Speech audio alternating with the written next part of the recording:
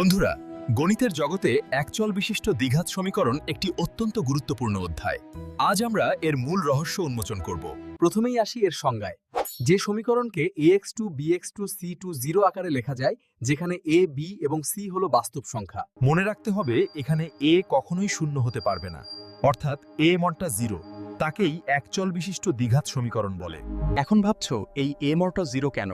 কারণ a শূন্য হয়ে গেলে x2 এর পদটিই আর থাকবে না, তখন সেটি রৈখিক সমীকরণে পরিণত হবে। সবথেকে মজার বিষয় হলো শ্রীধর আচার্যের সূত্র। যখন কোনো সমীকরণকে সহজে উৎপাদকে বিশ্লেষণ করা যায় না, তখন আমরা এই সূত্রটি ব্যবহার করি। স্যার, বি শোর মাইনাস 4ac অংশটিকে কি বলে? এটা দিয়েই তো বীজের প্রকৃতি বোঝা যায়, তাই না? একদম ঠিক, একে বলা হয় নিরূপক। এর মান শূন্যের চেয়ে বড় হলে বীজদ্বয় বাস্তব ও অসমান হয়, আর শূন্য হলে বাস্তব ও সমান। এই একটি সূত্রের মাধ্যমেই অধ্যায়ের সব জটিল অঙ্কের সমাধান সম্ভব। ভিডিওটি ভালো লাগলে লাইক ও সাবস্ক্রাইব করো গণিতের আরও জাদু শিখতে।